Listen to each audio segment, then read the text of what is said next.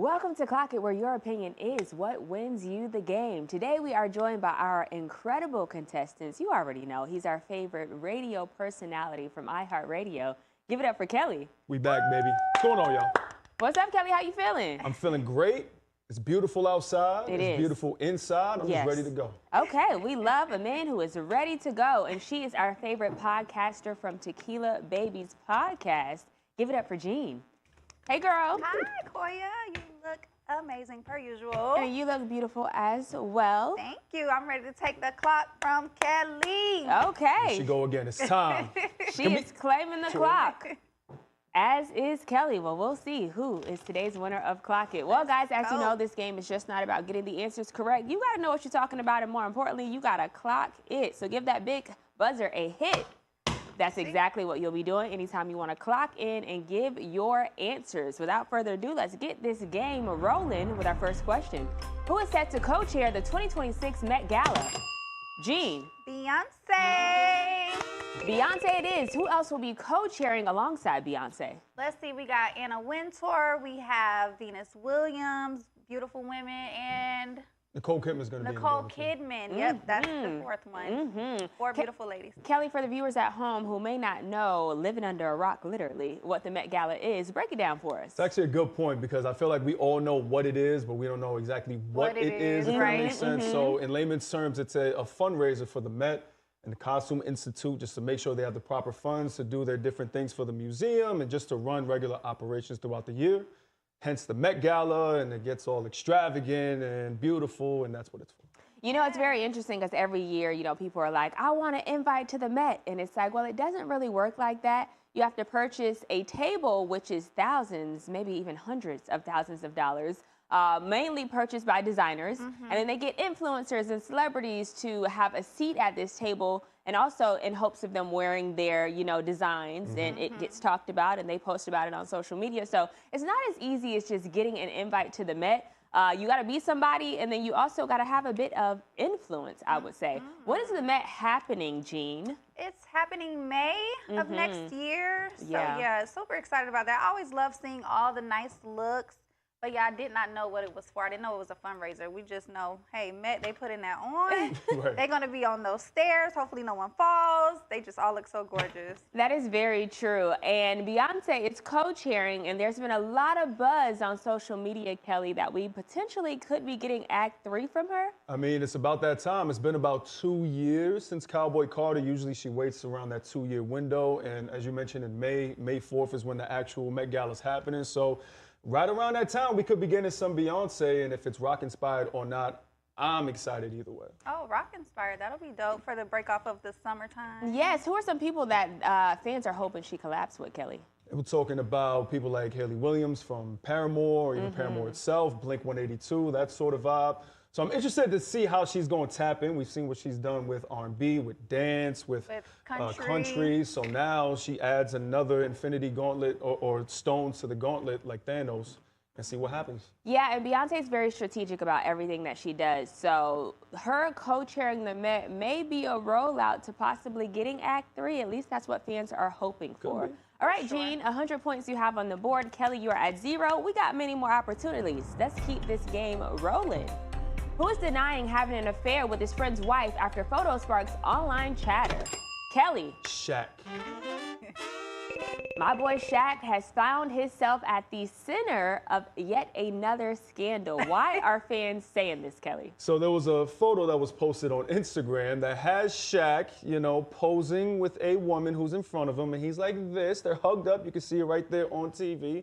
Definitely does not look like your regular, hey, this is my guy Shaq pose. So now it was posted on social media. Different blogs got to it, which led to the tagline, is he messing around with his friend's wife? And then boom, here we are.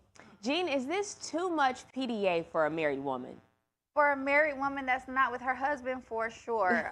I'm not taking a picture like that with my husband's friend. I'm just not doing it. And she even, in the caption, she was like, this is my favorite human. I mean, you have a husband, that should be your favorite human. But hey, here we are. That's why there's a lot of speculation around it. So Shaq said, I wouldn't be shocked. Listen, mind your business. This is just about me. Even the hugging from Shaq-a-roni. the back, to your point, there was an online chatter about this, comments being made, but how did Shaq respond to it? Shaq responded just like that. The media outlet that posted it, he's like, listen, y'all broke. That's exactly why you're a broke blog. And I'm Shaq. Continue to be broke. Definitely I mad will at make the money. media.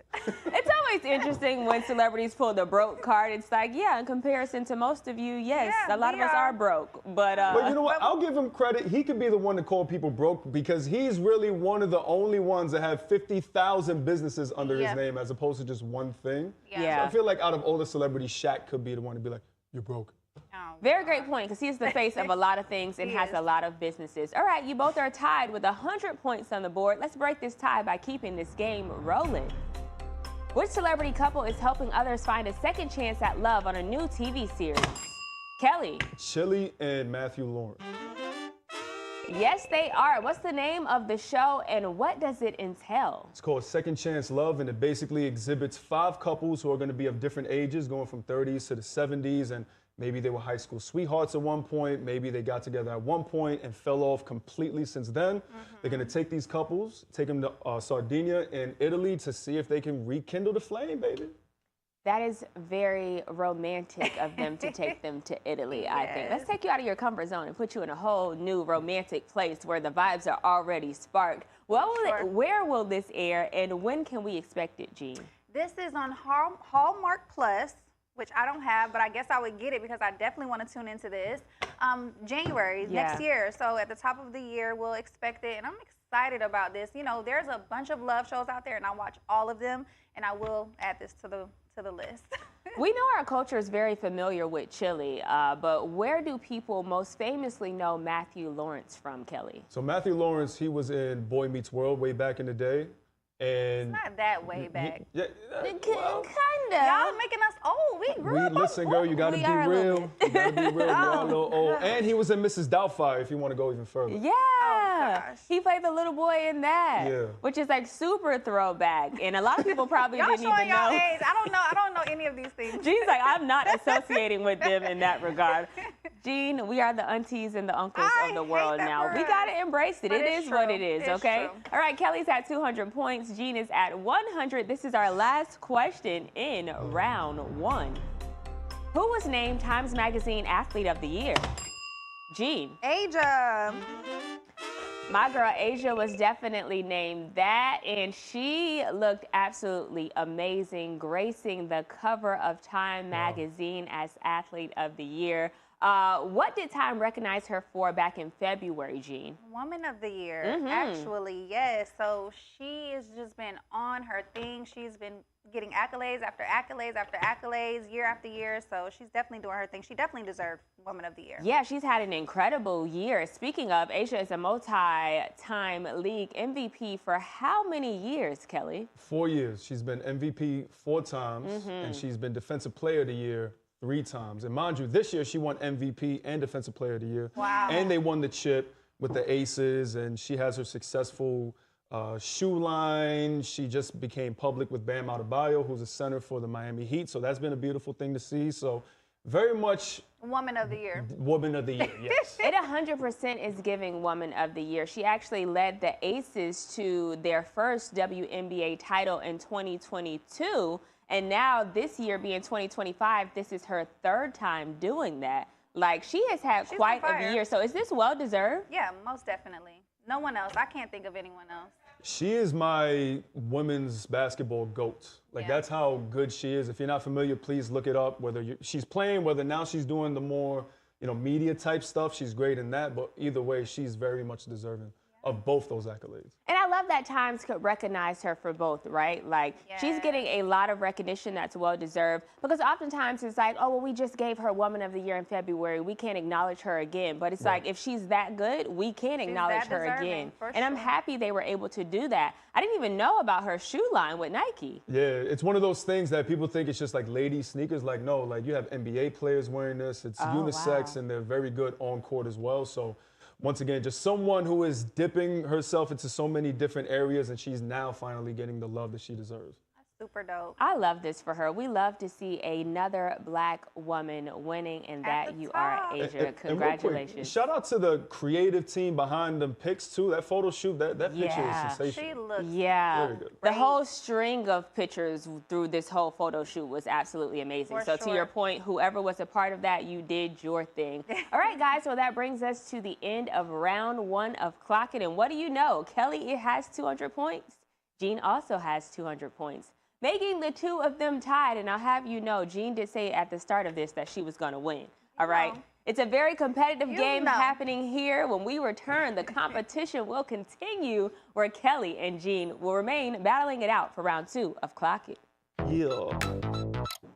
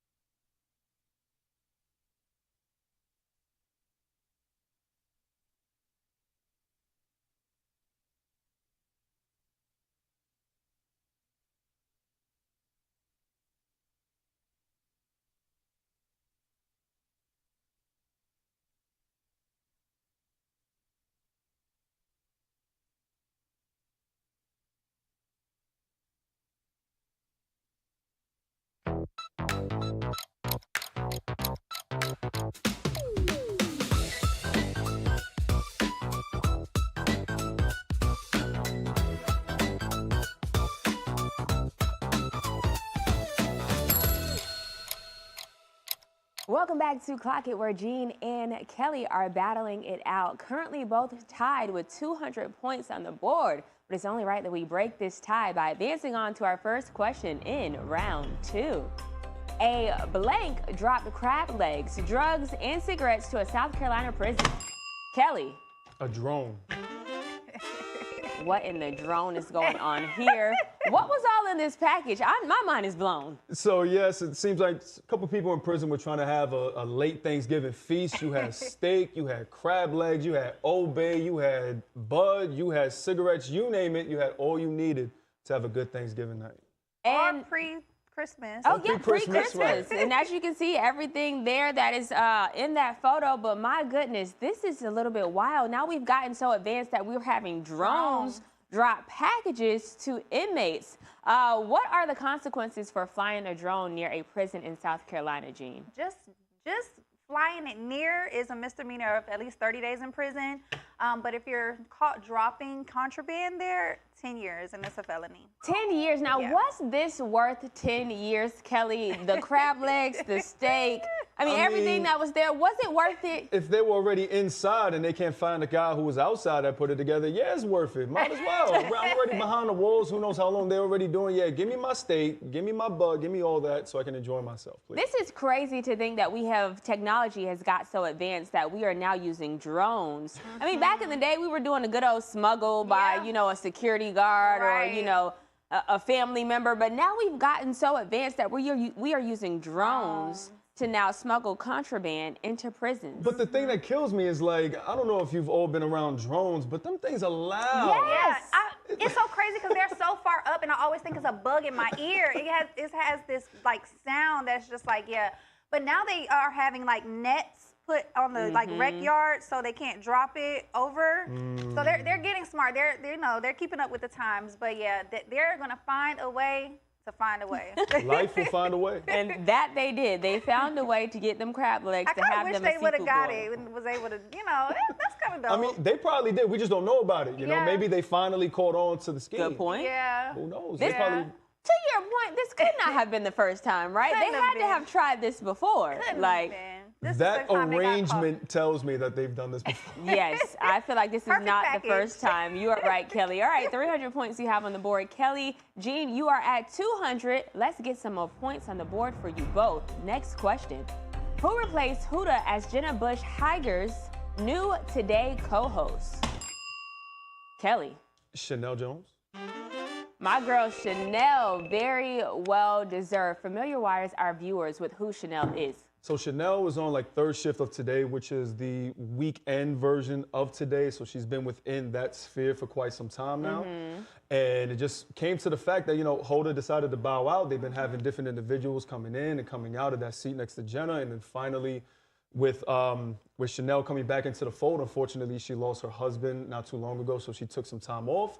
She's back, and now they're ready to push forward early January. Yeah, when Hoda made her transition away in January, and then the show kind of transitioned to Jenna and Friends, and they had people like Khloe Kardashian, Katy Perry, a bunch of different celebrities come and guest co-hosts. I was thinking, like, who is going to be the person that permanently replaces her? And I think this is the perfect fit. No other than Chanel to do her thing. Do you think this is a good fit, Jean? Yeah, I think it's a good fit. It's a good dynamic. It's you know, two different races and two different perspectives. So I think they'll balance each other out. I also love duo shows. Yeah. You know, I'm a part of a duo show. But I just think just having those different perspectives always makes for good conversation. Yeah, especially when it's two women, you know. Yeah, it's not too often that you get that. The world feels like there has to be balance. It has to be a woman. It has to be a man. And it's like, to get two women on a show with two different cultural backgrounds, I think this is absolutely incredible. For sure. Why did Hoda decide to step away?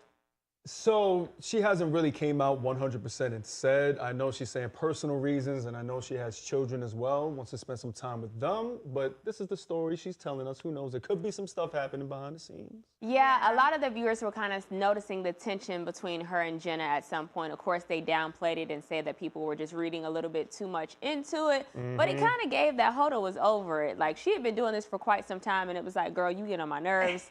I'm about to go. It's kind of inevitable. It's kind of inevitable with two women. I guess that's why people assume that, you know, having a male is a good balance, but, you know, women will be women and we'll get over it eventually. That is a fact. We will get over it eventually. All right, Kelly, 400 points you have on the board. Jean, you are at 200. We got more questions, so let's keep it moving.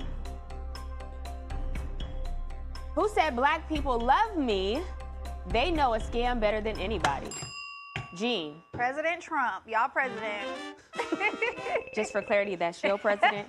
And if you do not believe that he said this, hear it from his mouth yourself. Black people love Trump. I got the biggest vote. I got the biggest vote with black people. They know a scam better than anybody. They know what it is to be scammed. Thank you, man. Thank you. I appreciate it. We did great. Thank you.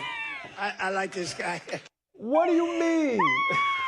Black people know what it means to be scared. And that's the question I have. I wanted to say, elaborate further on that part specifically. What does he mean black people know a good scam? Look, this could have been taken a lot of ways. My assumption is that he's saying that I'm not a scam. That's why black people love me, because they know a good scam. But who knows? You know, he's been talking about being scammed out of votes, this, that, and the third. So he's saying black people, they have compassion for me because they know a good scam and they know I've been scammed out of votes.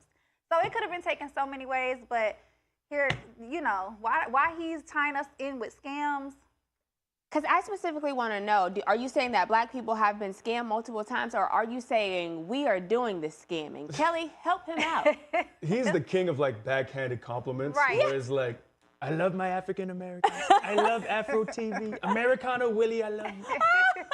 You love being scammed. I don't know, is he saying like back in the day when our ancestors were brought here, we were scammed, so we understand what being scammed means? I don't know, but I take offense to it, Mr. Trump. Oh, I take full offense to that, especially because, to your point, he is so good at the backhanded compliments. But I still find that there are certain black people that will make an excuse for him and continue to vote for him. Do you guys agree with that? Yeah, and it's unfortunate because he closed the national parks for like MLK Day and made them open for his birthday. Like, he took Harriet Tubman's picture. Like, he's done a bunch of things to the black people. But of course, you know, he's going to have his supporters, and What can we do? Don't worry, vote for me. The black people love him. Let him tell it. I just have to say, Kelly does a immaculate impression of President impressions. Donald Trump. Like, he's so good at that, almost too good. All impressions. All right, guys, let's keep it rolling. Next question it is, who said he doesn't view podcasting as a form of journalism? Kelly. Joe Budden. Joe did say this. Where did he say it at? He said it in a recent interview with Rolling Stone. He's going all over the place doing different pods, by the way. But, you know, he says this, and I do agree with him because in terms of being a journalist, there are certain ethics and morals that go into being a journalist and even doing your fact checking and all that. Have to make sure all the P's and Q's are on point, all the I's are dotted, T's are crossed. If you're a podcaster, man, all you have is a mixer and a mic and you just talking to it. Nobody is going to come after you if your stuff is incorrect. Fake news, it doesn't matter. It doesn't matter. No, facts. And Jean, you obviously are a podcaster. So do you agree with Joe? I agree with Joe, for sure. Like he said, journalists, we give them a different level of respect because you get a degree to be a journalist. You don't get it. Anybody can have a podcast. You know? So anybody with an opinion can have a podcast. And like Kelly said, you know, journalists, they do their due diligence. So they protect whoever they're working for. If they say something, they're fact checking so they don't get sued, so their companies don't get sued. Whereas podcasters like myself, I've said several things that I probably shouldn't have, and no one's coming for me because I'm just the girl with the podcast. That's a fact. Kelly, do you find in this day and age that the line between podcasting and journalism gets blurred? 100%, because you can say whatever on a podcast, and if it's something that has virality, it'll go viral on social media, and people are going to take it and think that it's fact, as opposed to doing your own due diligence. And even like on Twitter, whether you like it or not, they have an AI bot called Grok, and it'll tell you, the community knows, like, yo, this is a lie. You don't have that in real life when all these things start going viral on IG and stuff. So the lines definitely get blurred. Yeah, for sure. I think so too, especially when everyone has a microphone and a computer along with a camera. It gets very blurred. And a platform. Creating a platform. All right, guys, well, that brings us to the end. Our very last question we are embarking on in round 2. So here we go. Last question. Who performed with FAMU Marching 100 at Art Basel? Jean. Jeezy the Snowman. It doesn't matter. I'm not even going to win. Jeezy did that for sure, and it looked fire. Check it out.